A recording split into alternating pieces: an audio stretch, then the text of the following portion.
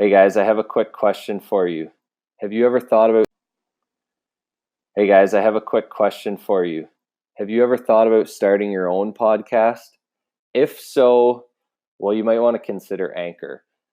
So when Jesse and I first started doing this, we had a lot of questions. We had no idea what we were doing. How do we record an episode? How do we even get it out there to people? And truth be told, Anchor, which is the app we use to record this, made all of this incredibly simple. We are both what you could call technologically challenged, and we can use this with simplicity. So if you've always wanted to start a podcast, just go to anchor.fm/start. You can make a profile, and honestly, you can start recording probably within 5 minutes. Hit an upload button, and it automatically adds it to all these platforms that you listen to us on. So again, that's anchor.fm/start, and you can get started right away. All right, we're talking obesity today. Yeah. Lots of feedback on this one, so this should be an interesting one. Yeah, and we left our questions pretty vague on Instagram too. So just suggestions as to like why it's such a big problem, political, social, scientific, everything's fair game here. Yeah, I found from like the responses that I got on Instagram, it's almost as if like you're talking about politics or religion now when you bring up obesity. There was a lot of like very heated opinions, and like rightfully so for the people that were reaching out to me. Like there's a direct impact on their life and their well-being because of the obesity epidemic, which I believe that's a fair phrase or a fair term to call it. Yeah, I would say so. Let me just kind of explain why I think that. I just look at, I'm a definitions guy. Like if something fits. It's always a nice way to kick things off though too, because then we're kind of all on the same page. I mean, a lot of these things you can, based on your interpretation, you could take it a number of different ways. So yeah, so this kind of solidifies that it is indeed an epidemic. An epidemic defined as a disease widely occurring in a community at a particular time.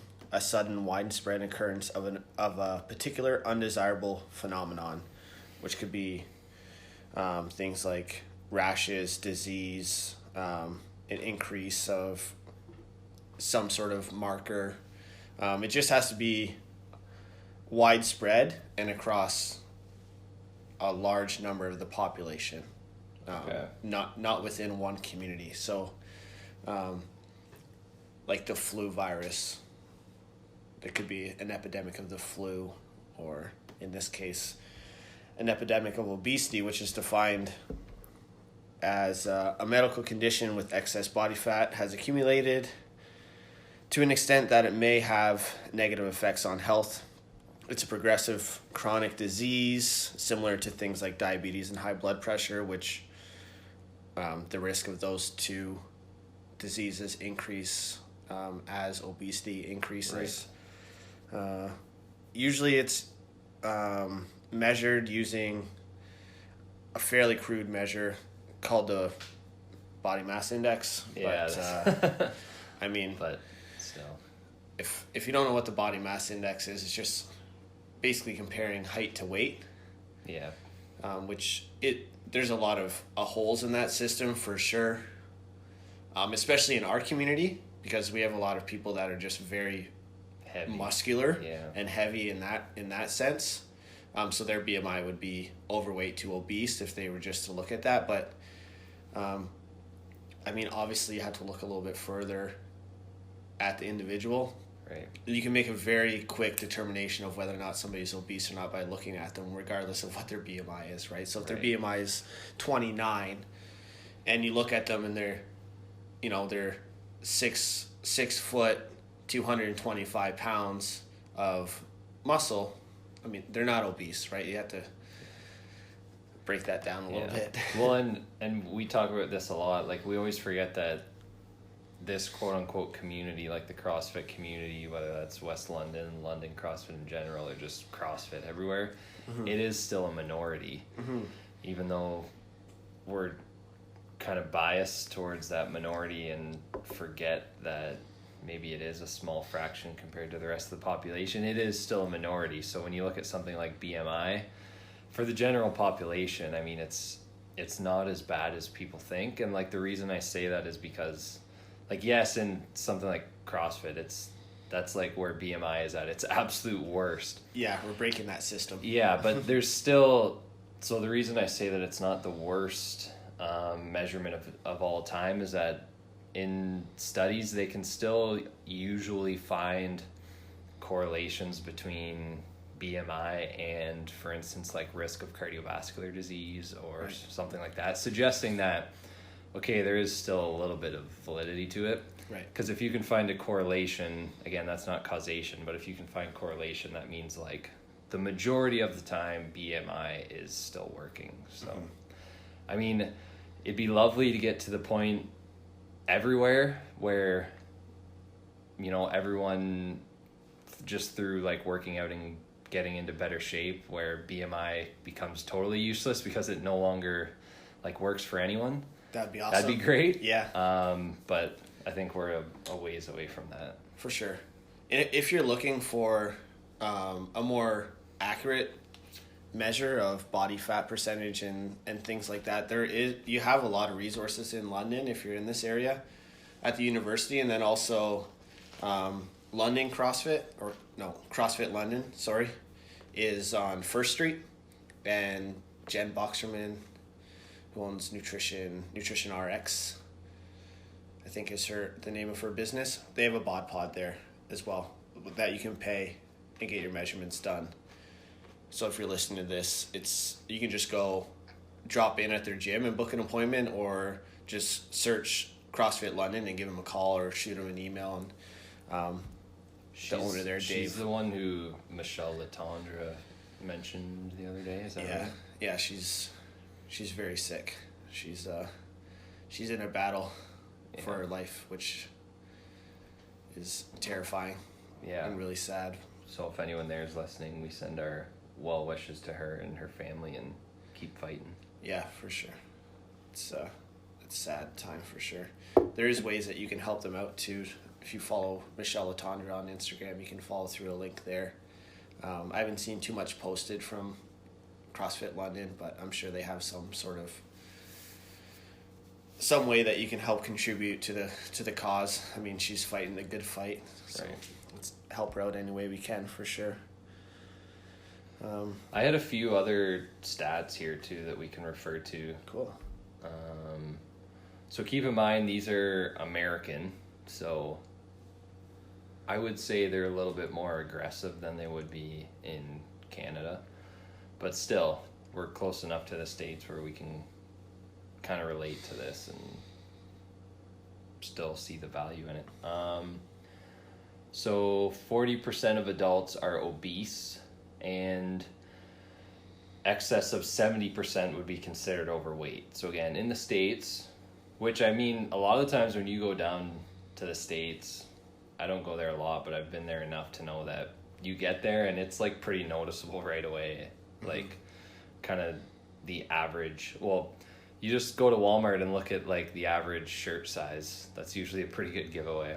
Yeah, for sure. And their advertisements on TV, yeah, and everything. Like, we have a lot stricter laws enforcing those things, but. And then, so actually, here's a few good ones too that I think will kind of get the ball rolling on this. Cool. So one of them, this was in 2008. Estimated cost of obesity was $150 billion. Is that? Yeah, $150 billion as a whole, and then $1,400 per year for one individual who is obese. So $150 billion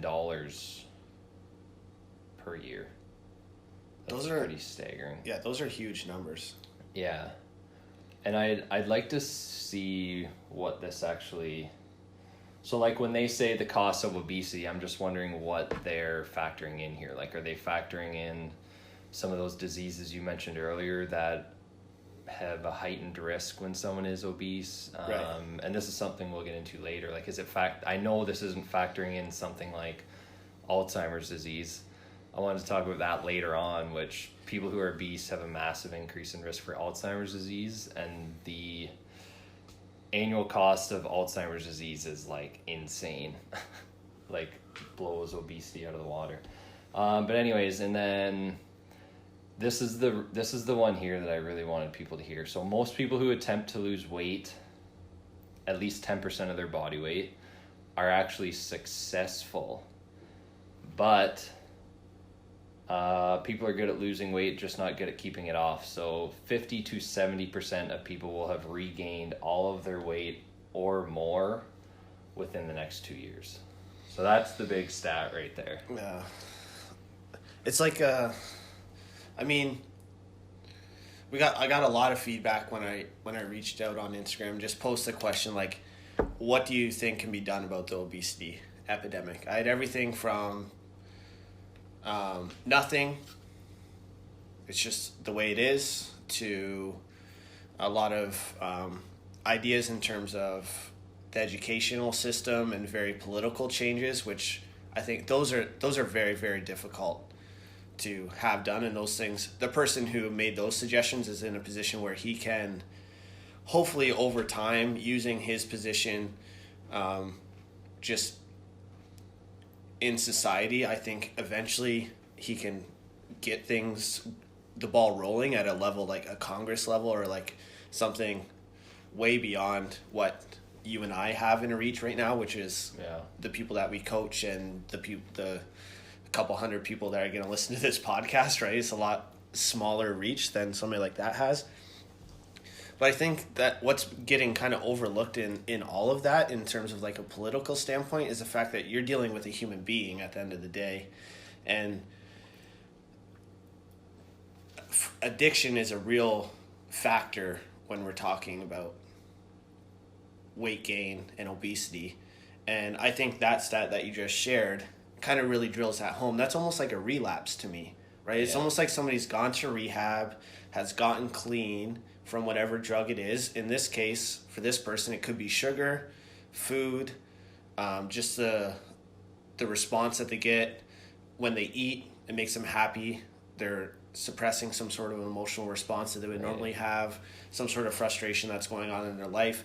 And that could be something that has been deeply rooted in that individual from the time they were a child. So think about somebody who had a traumatic upbringing in any way, and you can't say some stuff is traumatic and some isn't. That's not up to you to determine whether or not somebody had a traumatic upbringing. That's on the individual and their ability to cope. What if their parents, when their child was sad, when they were mad, or on the flip side, when they were good, they got rewarded with food, or when they were sad, their parents took them to the candy store or the corner to get a bag of penny candies or something, or nickel candies, or probably $1 candy, whatever it costs now. I don't know. You know what I mean? Like there's some stuff that's so deep rooted in somebody's emotional development when they're a child, that it's really, really difficult to just say, oh, this person just needs diet and exercise and that's a cure. They know that. Yeah. Right? It's on Wikipedia. Like I'll read it right now.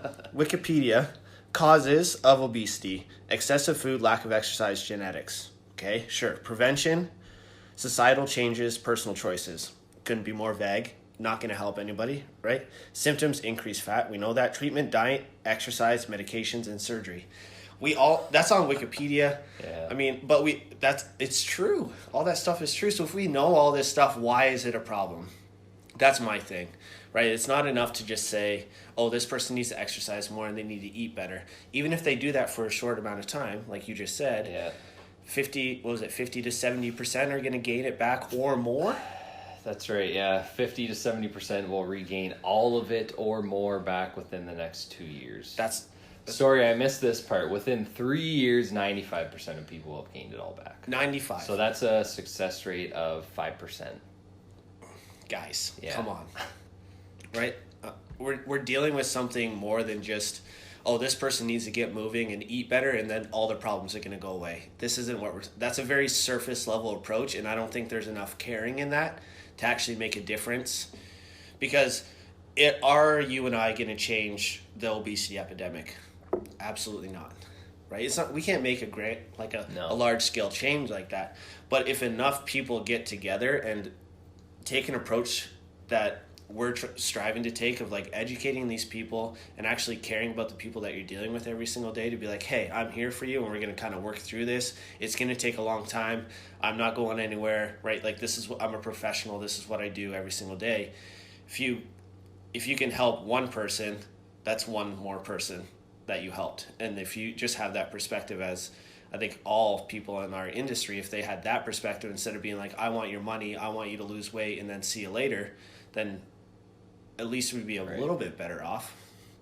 I don't know. And it's like a utopian idea to think that you're going to solve the problem, right? It's not going to happen. Yeah. But this stat though is, it's not funny, but it's funny in a sense that, so like some of those weight loss techniques or tools that we talked about in previous episodes, like the people trying to make a quick buck, or people selling like quote unquote shredder programs, like programs where people dramatically lose weight and fat very rapidly, like these types of things, or like the cut. Yeah, there's stuff like that. Exactly. Yeah. So I mean, all of that is perfectly in line with this, the fact that people bounce back, because I don't know if a lot of people realize this, but so when you're losing weight, like we've kind of talked about this before, like your resting metabolic rate, so the rate at which your body basically is burning calories, when you're losing weight, your resting metabolic rate decreases because you're not bringing in as much calories. So the body says, okay, we're not getting as much energy in, therefore I need to save a little extra. So that's fine. Like, people lose the weight. As they're losing the weight, the resting metabolic rate decreases. But then what happens is they kind of hit that plateau. And then if they increase calories, especially if they do it like very, very suddenly and rapidly, so if after decreasing calories, they all of a sudden go back up, like, I don't know, even anywhere from like 500 to 1,000 calories, but do it very rapidly and do it consistently, like for the next several months, which is, I mean, pretty common, right? We think like people cut through the summer, and then come winter, for a lot of different reasons, people start to feel a need to eat more. So say come fall, winter, they increase their calories by like 500 to 1,000, maybe more. Well, their resting metabolic rate is still way, way down, meaning that they're more likely to store all this energy that they're bringing in, store that as fat, and then you kind of just get this vicious cycle that starts up again. And then going through that year after year after year. Yeah, exactly. Yeah. Takes a toll. And I think like metabolically, it does get a little bit harder every time. Well, it's not just metabolically, like even just mentally, it would absolutely get harder every single time when that happens to you. Yeah. So I think something like that, it's almost like the hydroxy cuts, the quick cut programs, the generic get shredded programs, all of that. It's like whether the people selling those know it or not, it is like even like a cause of this, and sort of feeds that, I think. It feeds that weight loss, that the yo-yo dieting basically is what it fuels that and feeds that. Yeah. And then the marketing is just using people, we've talked about this multiple times too, just touching on all those little insecurities, whether it be a Facebook marketing campaign or a commercial or a poster that you see at GNC, right, up on the wall. Hydroxycut, you got some shredded guy or girl on the poster, all sweaty and shiny, abs popping, and for some reason people think that that is a pillar of health, or an ideal body that they want, I guess. I'm always confused as to whether or not people actually even want that or not, though. You know, like you see a poster and it's like, does that person actually want to look like that, or is that just what they're being told they should look like that, and then they're just being like dodo birds and one after the other just jumping off the cliff, right? Like, it comes to a certain point, and this is where I can kind of understand the person who said like nothing can be done about it. Like, people make their choices. It's that definitely has some merit to it, in the sense that like you can't help someone who doesn't want to be helped, and if somebody's making the choice to continually sabotage themselves and go through that cycle, then that happens. But I think on the flip side of that, I don't think there's as much control over that as someone who is in control of their willpower and has that. and has established it, like that's a practice thing that people have to be able to do, and that happens slowly over time. And I think for people that don't have the same sort of support or environment day to day of health being a priority, like for us, we walk into the gym or hang out with our friends, and like for the most part they're all very health conscious in some way, shape, or form, so the environment's just a little bit healthy. But what if you go home and like your husband's rocking Little Caesars hot and ready's and Coca-Cola's for dinner, and you're like, oh well, I'm gonna have my salad and chicken, and then your husband makes a comment about, oh, what, you eating healthy now? And then that makes you feel bad, and then there's strain on their health shaming, then there's strain on the relationship, then your kids are watching that happen, and then they're now in that cycle. Oh, your kid doesn't, and I don't have kids, so I always get in trouble when I talk about kids and parenting, because I have no idea, obviously, and just like, I'll totally admit that right now, I have no idea what parenting's like. Obviously, I'm not a parent, but what I can say is that if a kid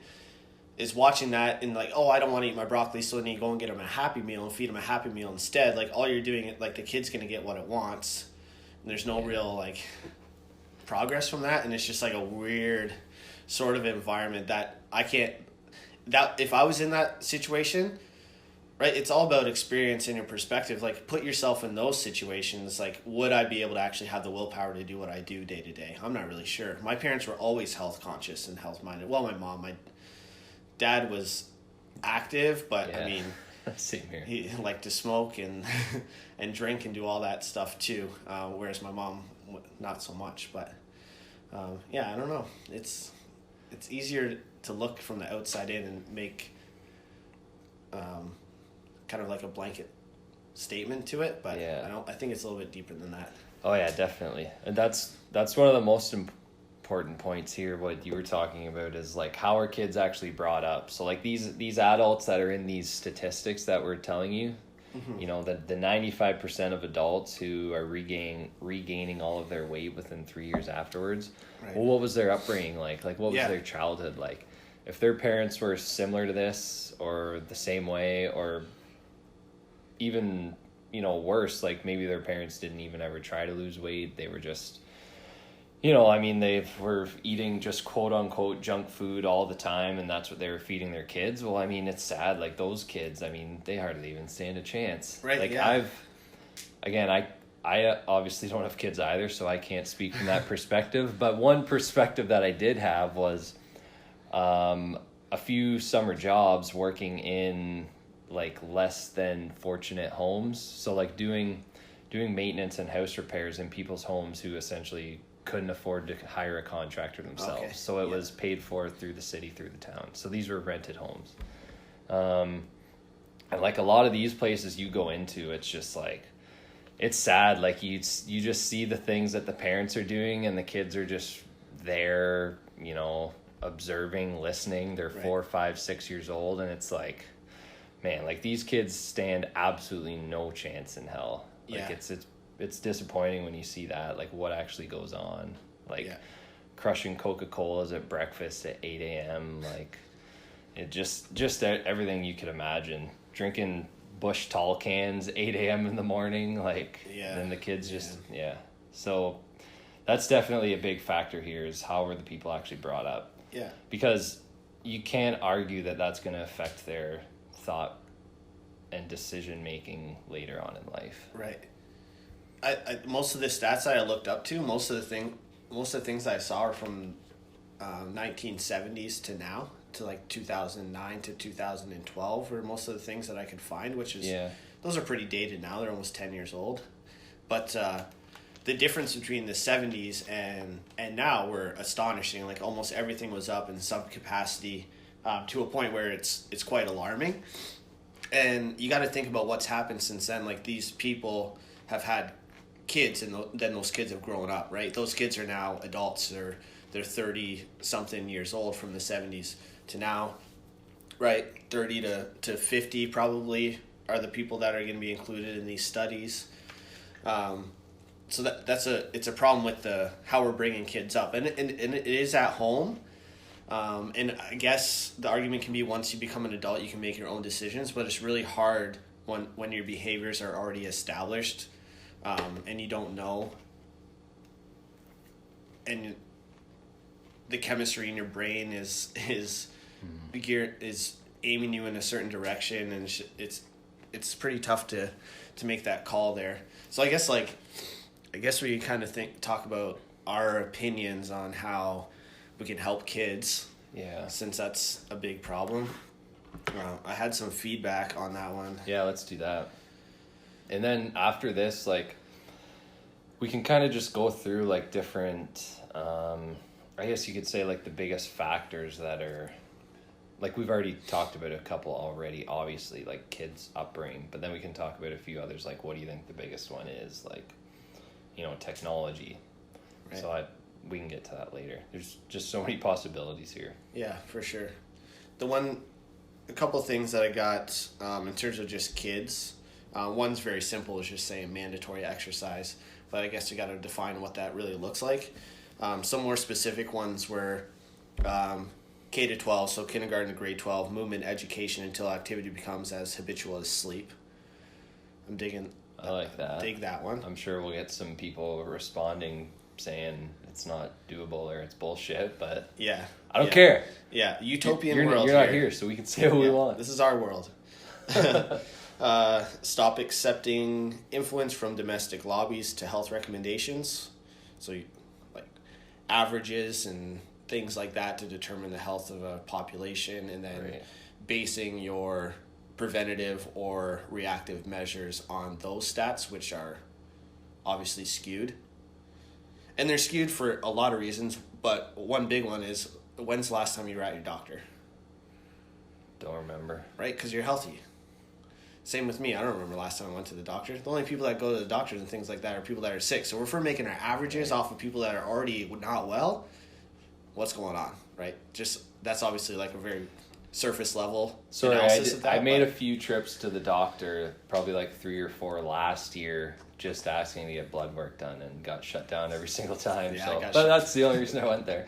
Yeah. I did that too a couple of years ago. They're like, why do you want your blood work done? I was like, oh, I just want to know, like, where I'm at, like if I have any sort of deficiencies or anything like that I should be taken care of. They're like, well, you're not sick, are you? I'm like, well, I don't know, am I? Like, you can't look at somebody and see if they have cancer, right? So like, maybe that's a big ass problem right there. Yeah, that's annoying. Is that we're not actually treating people until once it's too late, basically, once they've already developed the chronic illness. Yeah. Oh, I wonder if Devin has anything to talk to us about this. That's a good idea. Yeah. Devin, if you're listening. Yeah, let us know. Sorry to put you on the spot. Yeah. And then another one was social programs to elevate the floor of socioeconomic mass. So, I mean, there's always that argument, like the mandatory gym class, the mandatory health class. I think it's definitely a good thing. I remember when I was in high school, they first changed. I'm not sure if this was across the board, if it was just at my school or just Thames Valley or what it was, but they stopped making gym and health class mandatory after grade 9. You only had to take it in grade 9, and then it was an elective, or I forget what they called it. It's probably the same way. Yeah, you got to choose whether or not you wanted to take it or not. And then when you were there, it was a complete joke. Like, gym class was floor hockey, soccer, dodgeball, basically whatever we wanted to do. Yeah.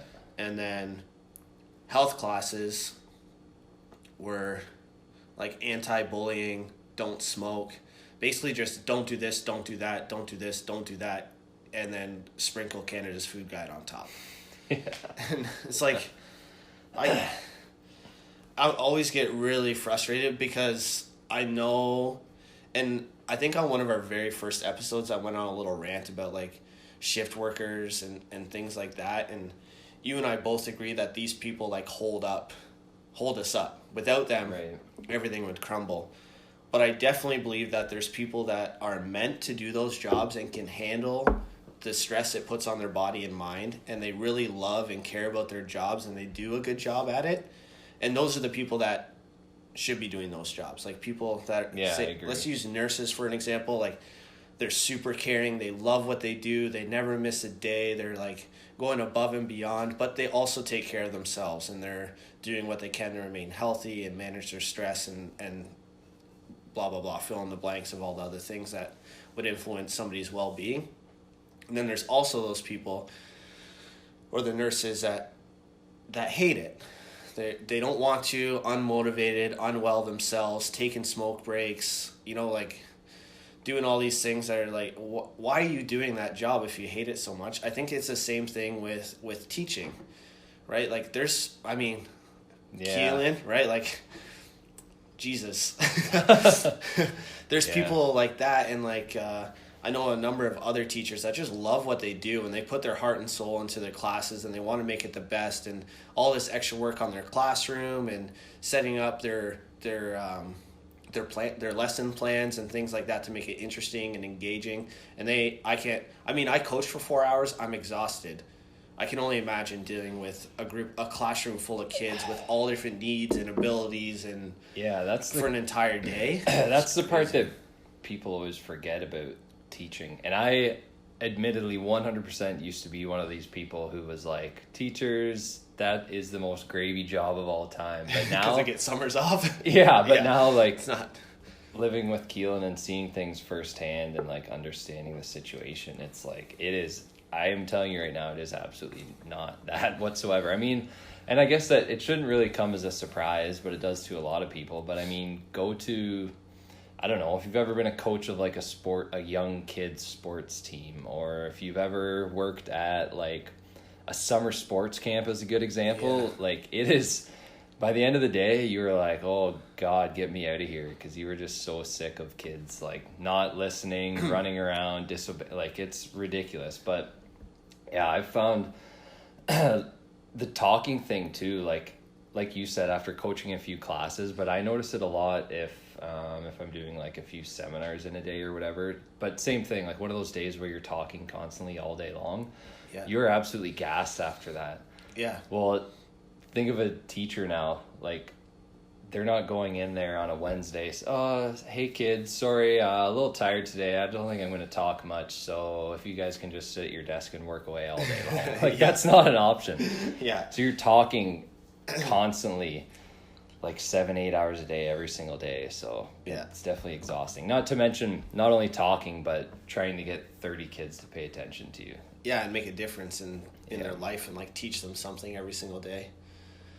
And on the flip side, I've definitely had those teachers that come in, they're like, I'm tired. You guys are watching Bill Nye all day. Right? They're definitely out there. That's pretty much what I felt like our health classes were. It was like, I don't really want to teach this. I don't really, like, nobody really wanted to be there because there was never any value attached to it. It was all stuff that we had 14 assemblies about the same thing every single year. Like, don't bully each other. That didn't work, right? That approach doesn't work. So obviously there has to be some sort of change, and like we said at the beginning, that's so political that how are you going to get movement classes or movement education mandated across the board, and how are you going to, and then you have to get educated individuals that are driven and willing to put in the time and effort to create these curriculums, which I think there are people out there like Ian Bennett, the head of Canadian Functional Fitness Federation. He's a professor at University of Lethbridge as well. And somebody like that would be a perfect fit, but you need to clone him a 1,000 times and spread him out across the entire country and all the schools to make an actual difference. I think it's a really, really good idea, but like you said, I just don't know exactly what it would look like. That's not saying that we shouldn't try to strive in that area and make progress and make improvements. I think absolutely we should, but yeah, it'd be difficult, and I don't know exactly what it would look like.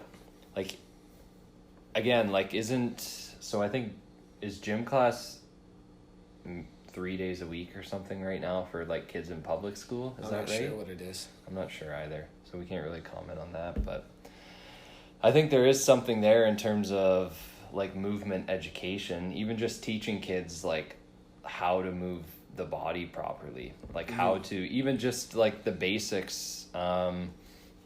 If we think about the deadlift, like how many times in a day hypothetically are you doing a deadlift? put it this way, how many times in a day should you be doing a deadlift? Right. Yeah. So there's an Instagram account called Move You. Do you know the one I'm talking about? No, I don't follow that one. I will though. Yeah, it's a good one. So these guys, I don't know what their background is, like physiotherapy, chiropractor, something along those lines, movement based. I know those are very, very different, but their knowledge of like anatomy and like movement of the body structurally is very advanced. But anyways, they'll post things with just like everyday scenarios that you might encounter. So it might be something like picking up a bag of groceries, or getting something out of the fridge, or getting a stroller out of a vehicle, carrying strollers upstairs, all of these basic movements that you would encounter on a daily basis. But the best part about them is they'll do a comparison between like how the average individual would look when doing this movement versus how you should look when doing this movement. So for instance, picking up a stroller, which is, if you've ever picked up a stroller, like they can be pretty heavy. So if you're picking that up with, like rounded back, slouch shoulders, straight legs, whatever, just terrible quote unquote deadlift form. Now think about how many times you're doing that repetitively over the course of 1 month, a year, several years. Add in picking up anything else off the ground that you would do on a daily basis, groceries, anything. Well, that takes a toll on the body. And then you wonder why people have so many chronic illnesses, so much joint pain, right? Well, it's so to kind of back all that up, these are people who are 30, 40 years old, have absolutely no idea how to properly move their body. So I do think there's something there in terms of like actually educating kids in public school how to properly move the body. That may sound ridiculous, but I don't think it is. I mean, you just have to kind of start to implement it, and then it doesn't seem so ridiculous after all when you kind of consider the importance of it and what it can do for kids in the long run. Right. Like, just to give another example, like sometimes when we see young kids come into the on-ramp program, not just young kids, adults too. There's people who, I mean, you ask them to do an air squat and it's like how do you do an air squat, right? Like it's incredible. So again, we are a minority community. Some people don't know how to properly move their body safely and efficiently. So it's not far-fetched to say that there's a need for some type of movement-based practice at young ages, especially after puberty if possible. Yeah, because I remember being that age and like you don't even know where your feet are when you're a giraffe teenager.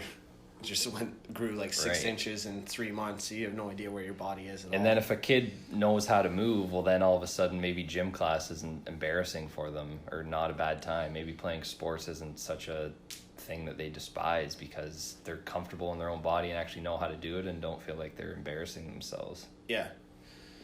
You can even, I think it was last month, it was all of our on-ramp in the evening anyways that I was coaching. They were all young kids under 16, I think, all of them, and there's all different abilities to move their body at the start. But one thing you definitely notice is by the end of the 4 weeks is just the confidence that they have walking into the gym. Like day one, it's a little bit of a coward position, like rotated in and shy, head down, eyes are up but heads down, kind of like not very confident in themselves or where they're at. And it's an exposure thing. Obviously it's a brand new space to them, but last month, for example, somebody got a pull-up, like couldn't do a pull-up at the start of on-ramp and got a pull-up by the end. And it was on, they had the strength the whole time. They had the ability to do it the whole time. Just the first time they tried, they quit right away. It was like as soon as it got challenging, they stopped. And through encouragement over the next 3 weeks of just, okay, try. It's like, no, you can do more. No, you can do more. You can do more. And just repeating the same thing over and over again, all of a sudden they get their first pull-up and just walking around like a peacock for the rest of the hour, right? Just proud as shit. They're so happy with themselves. And if nothing else you listen to in this podcast, like, I mean, that confidence that you give a kid could literally be life-changing. Exactly. And then that's a positive influence on that kid moving forward to continue doing what they're doing, because they're finding enjoyment and they're finding success. Like, there's so many other ways that people, especially nowadays, I think with like technology, there's so much like immediate what's the word I'm looking for? Like gratitude. Yeah, like it's immediate, right? Like they're playing a video game and they pass a level, boom. Exciting. Yeah, they that delayed achieve gratitude trait is pretty non-existent these days. So being able to do that and continuing to challenge the kids to try new things, and don't let them stop, right? It's like, oh, that hurts. It's like, what does that mean, right? Don't just be like, oh, okay, don't do that then. Challenge them. What does that mean? Oh, my hands are sore from the pull-up bar. Doesn't matter, right? Like, that's not something to be worried about.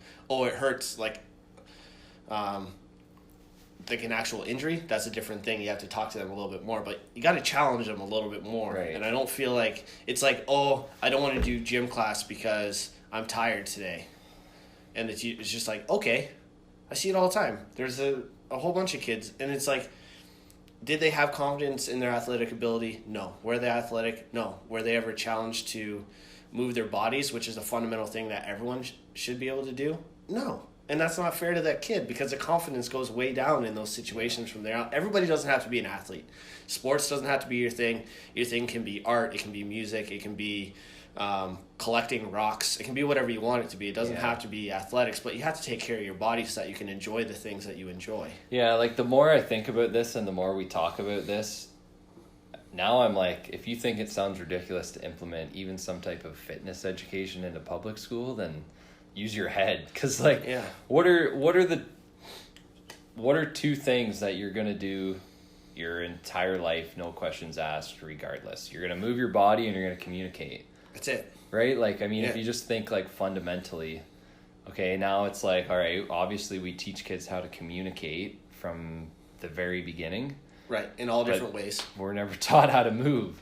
So then I'm thinking like, okay, by the time you get to grade 9, which is like the 1 year ever that you're ever, in some schools, my schools, like required to do these, like this fitness testing as part of gym class. There was like a beep test. We did like, I don't know, like max push-ups or bench press or something like that. And of course all the kids who liked sports were like, hell yeah, let's do this. Right. But like other kids who maybe never played sports, they don't stand a bloody chance. No. Like they've never done anything like that in their life. And then all of a sudden we throw this at them, and this is just all of a sudden reinforcement for them not to move and use their body. Mm-hmm. Yeah, and then those kids, it's like, it's okay not to. Where it's not okay for someone who struggles in math to not do the math test. Exactly. You still have to do the math test. If I you always fail, have this you argument fail. with people. And then the teacher helps that individual raise up their level, right? That's what happens. They're not gonna abandon the kid because he's not good at math. I mean, math just isn't his thing, but are they gonna help him pass so that he can move on and get to eventually like college or university, or not, and just find something that they really enjoy in their life because of the experiences that they had through school? Yeah, isn't that kind of the whole idea? I would think so. He doesn't have to be good at math. No. Right? We all don't have to be mathematicians. You don't all have to be good at writing essays. Right? Like there's diversity for a reason. But lowering the floor to meet the lowest standard of kid, to make them feel better about themselves, does not do that kid any justice at all. It's like lowering the passing grade from a 50% to a 35% because not enough kids are getting 50% in math. It just doesn't make any sense, and it's not helping those kids at all. Yeah, well said. And I don't even think that, so this kind of movement education thing, I don't think it would have really even been a need, like, I don't know, say like 30, 40, 50 years ago. It's just kind of semi-recently because we have so much technology, because people actually have the ability now to hypothetically get through life without ever using their body. Right. But guess what? There's side effects to that. Obesity, chronic illness. Whereas if you look at, maybe this is a little bit stereotypical because I grew up in like a mostly farming family, but if you think back to, you know, before this big boom in technology, a lot of people, or a large majority of people, were either just automatically active as a result of, you know, lack of transportation, lack of technology to keep you occupied. But the biggest thing that comes to mind for me is like manual labor, I think, was more common. Like I always hear stories from like my parents, but especially my grandparents, about like growing up on a farm, and it's like, you don't have a choice. Like, right, yeah. You're getting out there every single morning, 4 or 5 a.m. doing chores, whether you like it or not. So, and again, that's maybe an extreme not an extreme example, but I know not everyone, even in those days, grew up that way, but it's just an example of how the majority of people, or a larger percentage of people than would do that today, were in settings like this, where they were maybe on a farm or something similar, where they were just forced to be physically active. So I'm assuming as a child, when they first start, for example, throwing bales of hay, their dad was probably like, hey son, like lower your knees a little bit, bend over a bit more, you'll have a stronger grip on the hay, blah, blah, blah. And then it kind of just goes from there. Yeah. And so we don't have that anymore. Too, right? Yeah. Like they're just going to watch their dad or mom or whoever's lifting up the hay bale. They're going to watch and be like, okay, that's how you do it. Yeah. And we don't have that anymore. No. And I think people forget about the strong influence of the stuff out of the gym. So like even just walking, hugely underrated. You could be in amazing shape if all you ever do is walk. Like, I mean, consistently your whole life. You just got to move. Yeah, for sure. It's big time monkey see, monkey do. And some people hate it when you're like, you're setting an example for your kids. They're like, oh, I don't like that pressure. Too bad, man. Too bad. I don't care. They're a bloody sponge. You know, like you are. That's exactly what you are. And if you're allowing yourself to do certain things, your kids are watching you do that, whether you want them to or not. There's nothing, and they're just absorbing everything that they see and everything that they hear. So you got to be really careful with that stuff. If someone, I'm going to get in trouble again because I'm not a parent, but it's just the way it goes. That's fair. Next time you're at the gym, just look at if there's a young kid there, look at the young kid, watch what they do, and then look at what their parent does. Yeah. They literally mock them like movement for movement. If they're doing a kettlebell swing, they grab that tiny little yellow kettlebell and try and do exactly what they're doing. It's the most adorable thing ever. I love it. It's the best. So, that's why the kettlebell's there. Yeah, that's why I'll never tell a kid to go sit on the couch ever, because I'm like, just come hang out with me, right? Like I'm always in a space where people aren't. Just come hang out with me, hold this kettlebell, imitate what your parents are doing. I love it. That's what makes a difference at the end of the day. And if you're gonna say old people, you don't imitate stuff, like my mom taught step classes. I would go as a baby and watch her teach step classes. My dad had a gym set up in the barn, so like we'd be in the barn, I'd be obviously not working out the same way he did, but I had like my mom's little pink plates. Oh, yeah. I put on my little wife beater. That's poor taste, but at the time that's what my dad called them, the white undershirt, and I'd imitate what he was doing. Not even close to what he was doing actually, right? Like I'm just being a goofball with my little pink weights, but like we play hockey in the barn. He never wanted to be goalie, so he'd shoot on me. I ended up being a goalie, right? Like things like this, it does happen. You can't deny that it doesn't, and that kids aren't watching everything you're doing. So I think if we actually want to make a change, aside from all the political stuff and the education system, because that's so complex and interconnected, and there's so many things that in terms of like a curriculum that teachers are teaching, like everything's there for a reason, and I'm not questioning that in any way, but the way you can make a change is just by setting better examples and just holding people around you to a higher standard as well. Like don't let people be soft. Just don't accept it in your life, right? Like it changes your circle, and maybe you might lose some people in your circle because of it if you're being a little bit too strong towards them, but it's like, is it caring to challenge someone to be better, or is it caring to allow them to be where they're at, if that is of a detriment to their own health or the health of their family or whatever? Like I think it's more caring to challenge that person. Like that's what, like I don't want somebody to tell me I'm right all the time. I don't want somebody to be like, oh, you're doing everything right, don't change.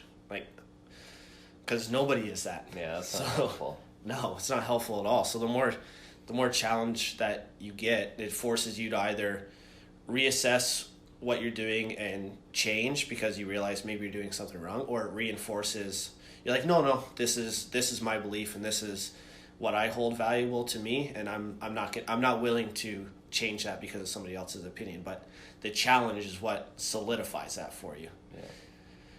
Big time. Totally agree. I think that's a good place to take a break. Yeah, sure. We haven't even gotten into any of our questions from Instagram yet, so let's take that into the next one. We're going to run out of time. So you guys have to wait another week for the next one. Suckers. Sorry. Yeah, got to spread this out. Break that to you. But what else can we tell you? We got a couple guests in the old pipeline, as they say. Yeah. Coming down the pipeline, is that a saying? Yeah, I think so. So, I think you guys will like that. That'd be good. Lots of, extensive knowledge of hormones and yes, prenatal, postnatal exercise. That's been a big. There's something in the water at West London CrossFit right now. So we got quite a few pregnant ladies ripping around the gym. So that is whenever we ask, what do you guys want to hear about? That always is one that comes up. So yeah, I'm interested. I'm excited for that one. Yeah, that would be a good one. Hear somebody else's voice other than us to just blabbing about. Would be good. Cool. And then, we'll get some more people too. Yeah, we got to get a hashtag or something going. Yeah. Experimenting with fitness or something. Something. I don't know what. Something cheesy and catchy. Yeah. Do you have a seminar coming up? That would be after when they listen to this? Yeah. What do I got coming up? One next Monday in Lucan on xenoestrogens, like estrogen mimics basically. So like all these things in our environment that mimic the effect of estrogen in the body, which not good. Excess estrogen is not a good thing. Leads to inflammation, toxicity, increases risk for cancer. So that's kind of like a smaller seminar, probably like 10, 15 people at a friend's gym in Lucan. And then I'm working on a couple bigger ones, hopefully London area, but also like Ottawa area. Cool. Collab with some people that I know from doing my undergrad there. So looking Sweet. forward to those ones. Those ones hopefully be before summer. And then I think that's really all the ones I have planned thus far. No, sorry, I forgot about one. Have one at I better not mess up their name, XL Therapy. So this is in what's that little village called? In London? Yeah, I Wortley? think it's in Wortley area. Could be wrong. Yeah. So don't quote me on that.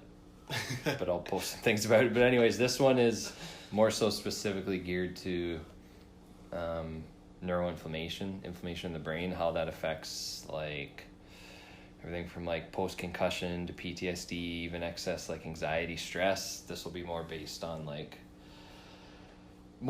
on I guess what you could call people who like really struggle with this type of stuff. They want to know what they can do in terms of nutrition to help hopefully improve those symptoms that they struggle with. Right. So cool. How about you? Lots of stuff. You got I'm still gonna do that talk at Fanshawe downtown next week for the obesity That's good. seminar. I don't know really what to call it. Just a quick half-hour talk on. So what is that part of? Are they having like a full day dedicated to that, or? Yeah, it's That's a full good. half-day conference from Nice. noon to 4, I think. So I just have a half-hour block of time to talk about what it is that I do day to day, and Nice. they want sort of a perspective of preventative measures to take. I don't know. It's always a tough one for me in terms of preventative things because we just talked about it in this podcast how I feel preventative things are, but a lot of times when people want you to speak, they want you to talk about what somebody can do in terms of diet and exercise to prevent this, but it's a lot deeper than that. So they kind of gave me the green light to talk about my perspective and what I think. So that's kind of fun. Then we got TAG, summer camp. Oh yeah, that's right. Or spring camp coming up. The what does he call it? Tag echelon. Yeah, the upper echelon. Sounds like a Rick Ross song. That's probably where you got it from. Probably. So we'll be doing that one in whenever that is, May, I think. Yeah, I think that's May too. No other talks though. Just this podcast. This is my blabber time for the most part. Oh, that's good news though. So sounds like we're not just yelling at you guys through the speaker of the podcast, and we're actually getting out into the community and doing the same stuff. So we're not hypocrites. No, we're trying. We're trying our best. All right. Okay, next week we'll touch on all of the very heated Instagram conversations that we had. Yes. With people about this topic of obesity being an epidemic. Things like the strain it puts on emergency services, kind of big picture firsthand experiences that people have had with that, and very emotional sort of responses too. So that'll be out sweet next week. All right, thanks for listening. Catch you next time.